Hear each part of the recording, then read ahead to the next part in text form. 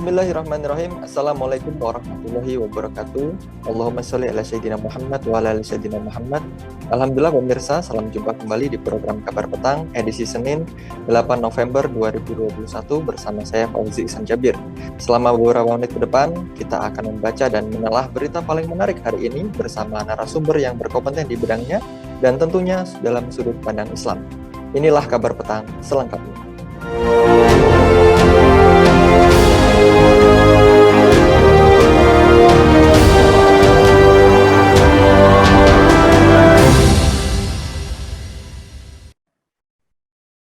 Menteri Koordinator Bidang Kemaritiman dan Investasi Luhut Binsar Panjaitan menjadi sorotan belakangan ini usai dirinya disebut-sebut turut berbisnis tes PCR.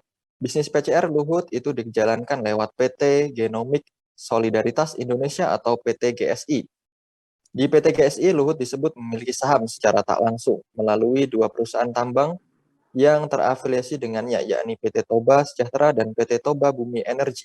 PT GSI merupakan perusahaan baru. Perusahaan itu didirikan tak lama setelah pandemi COVID-19 menerjang Indonesia pada 2020. Dilansir dari kompas.com, PT GSI disebut sebagai pemain besar dalam bisnis menyediakan tes PCR dan swab antigen. Bahkan PT GSI bisa melakukan tes PCR sebanyak 5.000 tes per hari. Apakah ada unsur eksploitasi rakyat dalam bisnis ini? Apakah pemerintah lebih mementingkan kepentingan kelompok bisnis tertentu? Apakah dalam bisnis ini, kebijakan ini tidak dilandasi atas kesehatan masyarakat, namun asas untung semata?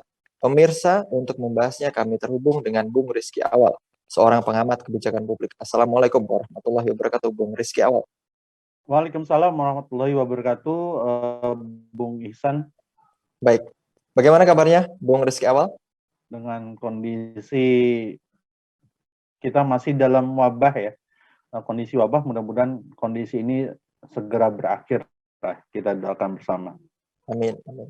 Baik, Bung Rizky Awal, ibarat bola salju yang terus menggelinding liar. Kabar soal perusahaan penyedia PCR yang sebagian sahamnya dimiliki perusahaan Luhut Binsar Panjaitan berujung jadi polemik nasional. Sederet nama besar terafiliasi dalam jejaring bisnis tersebut. Tes Polymers, Chain Reaction atau PCR setelah Luhut Binsar Panjaitan dan keluarga Erick Thohir, ada pula nama Enggar Tiasto Lukita. Bagaimana tanggapan Anda, Bung Rizky Awal? Ya, terkait dengan isu polemik tentang data Oktober 2020 ketika pemerintah belum menetapkan harga PCR itu kan masih terjadi debatable ya, dan ketika Oktober 2020 itu ditetapkan harga Rp900.000 per sekali PCR. Kemudian di Agustus 2021 itu pemerintah menetapkan harga di kisaran Rp495.000. Kemudian ketika Oktober 2021 ini ya, kita melihat penurunan harga yang signifikan di angka Rp275.000. Bahkan prosesnya selesai. Ya, kalau dilakukan di Bandara Soekarno-Hatta, ya, bayangin 3 jam selesai cukup membayar Rp275.000. Berbeda ketika di awal-awal pandemi, ya, khususnya di periode Oktober-November 2020 itu kan sempat naik juga ya angkanya. Itu ketika orang ingin melakukan PCR itu kan sampai harus ketika hasilnya 3 jam atau 6 jam jadi itu harganya di atas Rp1.000.000. Kita memahami fakta itu. Ya. Dan ini ketika terbongkar harga PCR kembali turun Rp275.000 dan kita melihat ada beberapa orang terkait. Ya. Ada mantan menteri di sana tadi, Pak Lukita juga terkait, kemudian juga ada kaitan dengan Pak Luhut Binsar Panjaitan, juga ada kaitan keluarga dari Menteri BUMN yaitu Pak Erick Thohir juga terlibat. Ini tentu menjadi miris bagi kita sebagai seorang warga Indonesia, ya, warga negara Indonesia, melihat bagaimana salah satu elemen terpenting ya pemerintahan itu memanfaatkan, justru terlibat dalam bisnis di masa pandemi yang sangat terkait dengan pandemi, yaitu PCR itu sendiri. Ya, itu ya, kalau menurut saya sangat miris sekali ketika keterlibatan mereka, ya meskipun langsung atau tidak langsung, ini menunjukkan bahwasannya memang pada akhirnya membuat masyarakat tidak percaya, akhirnya menyebut bahwasanya pandemi ini bukan sesuatu hal yang terjadi faktanya, tapi pada akhirnya mereka memplesetkan menjadi pandemi gitu. Nah, ini menjadi permasalahan tentunya bagi kita semua, bahwasanya ada sesuatu hal yang tidak sesuai dengan harapan kita gitu.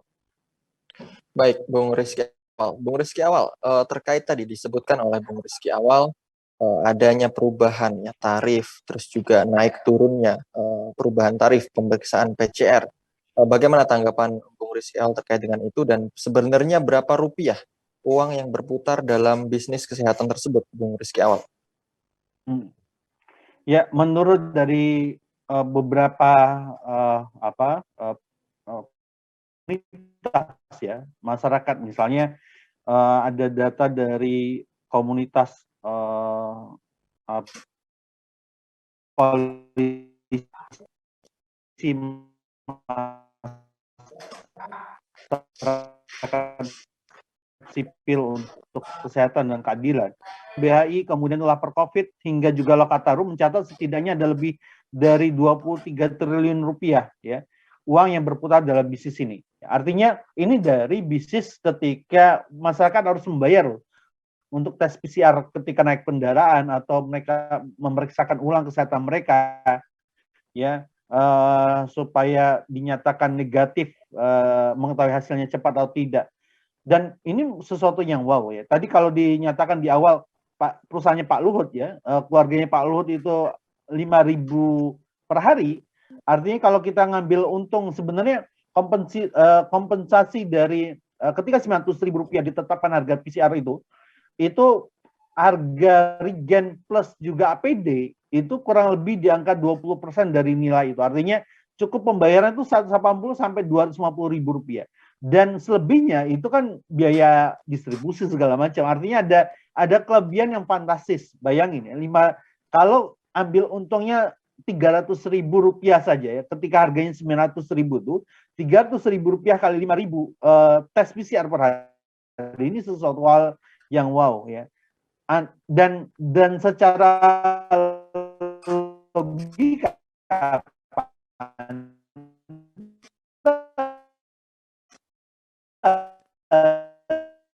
ya, kalau kita lihat ada beberapa ya melihat bisnis dari seperti ini wajar ketika misalnya Pak Luhut ataupun Pak Erick Thohir dan juga kolega mereka mendapatkan keuntungan ya, sehingga mendapatkan cuan-cuan baru. Dan sekali lagi ini 23 triliun ini angka ketika orang membayar, belum fakta undang-undang di mana rakyat atau masyarakat itu tidak bisa mengugat penggunaan dana COVID-19 ya. Dan penyerapan dana itu juga belum maksimal ya. Beberapa wilayah tidak memaksimalkan penyerapan dana ini. Dan kita lihat tentu kalau penggunaan dana PCR ini pembayarannya digratiskan tadi tanda kutip, tapi kan pemerintah sebenarnya sudah mematok harga dong per PCR itu berapa gitu ya. Per PCR itu taruhlah misalnya tadi dipatok 900.000. Artinya 900.000 ini kemana? Apakah murni PCR itu adalah pemerintah melakukan pengelolaan sendiri terkait dengan PCR ini, atau diperbantukan perusahaan swasta atau orang-orang swasta untuk mempermudah PCR pemerintah. Ini dari PCR ya. Belum dari vaksin, belum dari aktivitas yang lain yang berhubungan dengan pandemi COVID. Lihat kondisi demokrasi yang kita harapkan ya dari rakyat, oleh rakyat untuk rakyat, ternyata bisa dimanfaatkan oleh segelintir atau ya kalau tidak mau disebut semuanya, disebut segelintir atau oknum ya gitu. Oknum pejabat yang memanfaatkan krisis atau kondisi pandemi COVID-19 pada hari ini. Baik, Bung Rizky Awal, saya ingin kembali lagi tadi terkait dengan harga dari tes PCR. Sebenarnya harga dari tes PCR itu berapa? Dan juga memang apakah semahal itu? Dan apakah ada unsur eksploitasi atau terkesan hanya untuk menggenjot mobilitas masyarakat dalam bisnis ini, Bung Rizky Awal? Ya, kalau di India itu kan kita bisa melihat, India itu menetapkan harga 95.000 rupiah. Kalau dirupiahkan 95.000 rupiah per PCR. Ya, kenapa India bisa melakukan demikian? Karena India serius dalam membentuk hal yang mendasar terkait itu. Apa itu regennya? Yang paling mahal itu kan sebenarnya regen sama APD ya. sendiri. Nah, kalau regen itu misalnya kalau dalam beberapa informasi itu biaya regen itu di angka 50.000 sampai 200 ribuan ya satu regen yang digunakan untuk PCR. Artinya kalau seandainya pemerintah mau serius gitu ya mengalokasikan keseriusan kita untuk menuntaskan pandemi ini ya harusnya menseriuskan tentang pendirian laboratorium, memperbanyak laboratorium dan menghasilkan perusahaan-perusahaan atau BUMN kita itu membuat regen lebih banyak lagi supaya Pak menekan harga PCR. Ini kan permasalahannya gini ya, penetapan PCR ini sudah menjadi penetapan kewajiban ketika kita akan masuk ke dalam pesawat terbang ya antar pulau sekarang ya. Kondisinya misalnya dari Jakarta ke Kalimantan Barat, Sulawesi harus menggunakan PCR. Kebayang kalau satu pesawat itu ada 200 orang misalnya, 200 atau 150 orang menggunakan PCR. Artinya taruhlah keuntungan dari angka itu ada 200.000 rupiah per orang. Artinya ada nilai angka 30 juta rupiah per pesawat loh. Ya, kalau terjadi 10 penerbangan kali itu artinya ada 300 juta rupiah. Ya, yang didapatkan keuntungan dari penjualan atau penggunaan PCR ini sendiri. Ya, ini baru PCR ya, bisnis di PCR aja ya. Kita belum melihat kenapa misalnya pembagian vaksin. Kenapa beberapa tempat ya wilayah-wilayah swasta itu menggunakan aktivitas vaksin itu. Ini tidak lain adalah tentu ada nilai keuntungan yang dicari di sana gitu. Baik, Bung Rizky Awal, apakah dalam layanan ini pemerintah tidak menggunakan prinsip kedaruratan kesehatan masyarakat dan mementingkan kepentingan kelompok bisnis tertentu? Bisa dikatakan seperti itu, Bung Rizky Awal? Ya, kata kebanyakan orang ya para pendukung pemerintah tentu mengatakan bahwasanya pemerintah sudah berupaya maksimal ya menjalankan undang-undang lah gitu, undang-undang darurat kesehatan. Tapi menurut kebijakan mata kebijakan yang saya lihat, ya kebijakan publik yang harus kita lihat adalah pemerintah tidak serius untuk menangani darurat kesehatan ini. Ya, kenapa saya nyatakan tidak serius? Karena komponen-komponen penanggulangan ini seperti main-main saja, tidak diseriuskan secara matang gitu. Meskipun ya secara satu sisi pemerintah berulang kali bahwasanya kita sukses loh menangani pandemi di Indonesia dibandingkan negara lain sampai WHO itu merasa wow terjadi prestasi yang luar biasa. Tapi menurut kami ya ini tidak maksimal. Bahkan kalau kita mau hitung banyak orang yang sakit yang punya ciri khas tersebut tidak berani melaporkan gitu. Misalnya karena mereka tahu biaya PCR itu berapa. Waktu antigen mahal ya. Sekarang ketika PCR murah itu belum tentu juga menguntungkan. Nah, karena ini menjadi syarat wajib. Baik, Bung Rizky Awal, ya sepertinya sedang ada gangguan sinyal. Ya. Pemirsa tadi Bung Rizky Awal sudah menjelaskan kepada kita terkait dengan harga PCR yang itu sebenarnya sangat jauh dengan realistis yang ada. Ya, harga terkait dengan bahan bakunya ya ataupun modal awalnya dan itu dilempar kepada masyarakat ini berbeda jauh ya, dan kalau bisa kita lihat di situ ada keuntungan di sana yang dimana seharusnya ya penguasa saat ini ya menggunakan prinsip kedaruratan kesehatan ya, di mana tidak ada bisnis di sana ataupun tidak ada pengambilan keuntungan sepihak ya untuk beberapa orang tertentu ataupun lembaga tertentu. Nah, maka dari sini kita harus juga bisa melihat ya bagaimana terkait dengan rakyat ya, meriayah rakyat ataupun juga melihat ya kondisi yang ada di tengah-tengah masyarakat. Nah, pertanyaan selanjutnya sebenarnya terkait dengan apakah dalam kebijakan ini itu dilandasi asas kesehatan masyarakat ataukah asas keuntungan semata ini, Bung Rizky Awal? Ya, kalau ya masuk ya suara saya. Ya, masuk. Ketika melihat dari apakah ini terkait dengan asas keuntungan atau harus asas darurat kesehatan, tentu kalau kita melihat faktanya ini asas keuntungan ya, asas cuan ya.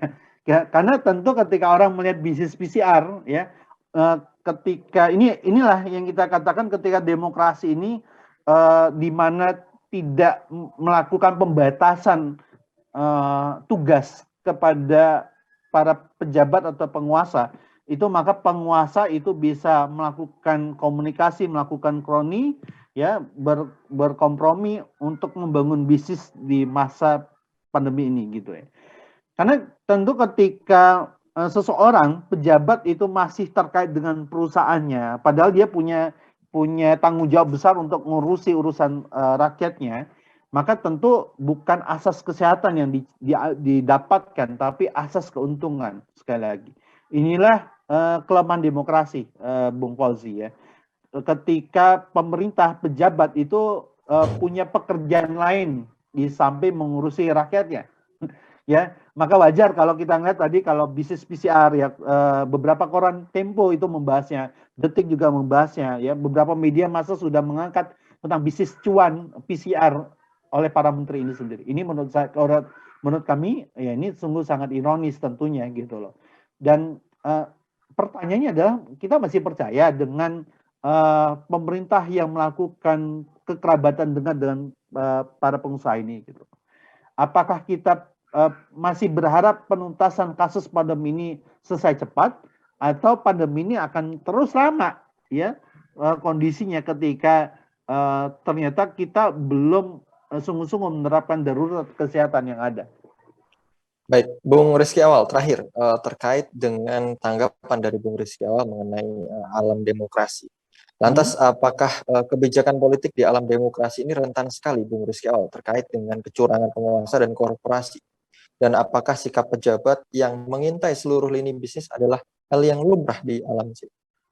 Ya, kalau dinyatakan lumrah, ya betul, sangat lumrah. Ya, karena pada akhirnya pemerintah hanya menjadi fasilitator, ya, menjadi mediator terkait dengan aktivitas bisnis, bukan tanggung jawab, bukan penanggung jawab utama.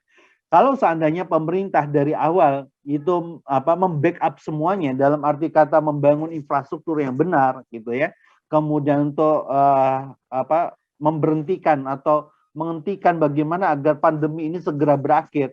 Ya, orang yang masuk ke Indonesia di karantina lebih dari 8 hari misalnya secara serius gitu loh. Ini kan kasus yang kemarin ada selebgram yang kabur itu kan sebenarnya seperti gunung es ya, kasus gunung es. Artinya kalau kita melihat fakta realnya ketika ada di dalam alam demokrasi itu pejabat tidak dibatasi aktivitasnya, aktivitas mereka, artinya gini, ketika seseorang punya jabatan yang terkait dengan urusan rakyat secara langsung, apalagi jabatan pemerintahan, maka dia harus meninggalkan jabatannya sebelumnya, ya, jabatan pengusahanya. Ya, kalau dia masih melabeli pengusaha, maka berpikir gini, oh saya harus bertahan untuk 5 tahun ke depan untuk bisa balik modal. Atau saya harus bisa mempertahankan kondisi agar saya bisa hidup lama dong, gitu. Ya, setelah ini kan mungkin nggak lagi menjabat sebagai menteri, tapi saya butuh orang yang mempertahankan kondisi saya di masa akan datang supaya tidak terkena kasus-kasus tertentu. Maka butuh cuan untuk menutupi kasus ini. Nah, maka sekali lagi ya, kalau kita berharap demokrasi menjadi jalan lurus, itu sesuatu hal yang seperti kita berharap kita bisa makan es goreng gitu ya, es digoreng ya. Ya, sesuatu hal yang mustahil bagi kita semua gitu. Nah, apa yang bisa dilakukan? Ya, penerapan Islam secara sempurna ya ketika pemerintah dibatasi aktivitasnya tidak boleh berbisnis ya. Dan ketika jabatan-jabatan tertentu itu bukan mendapatkan gaji, tapi diberikan tanggung jawab kehidupannya oleh negara terkait dengan itu, maka niscaya nih tidak ada yang kepikiran untuk berbisnis ketika mereka menjadi pejabat gitu. Jangan-jangan selama ini pola di dalam para politikus demokrasi itu adalah ketika dia menjabat maka makin besar pula lah ya perusahaan mereka atau kondisi keuangan mereka ketika mereka menjabat gitu. Bung Fauzi.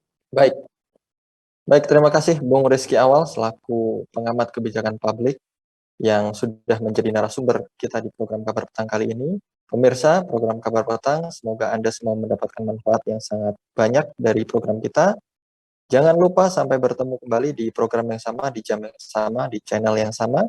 Akhirnya, saya Fauzi Ihsan Jabir dan kru yang bertugas mohon undur diri. Wassalamualaikum warahmatullahi wabarakatuh.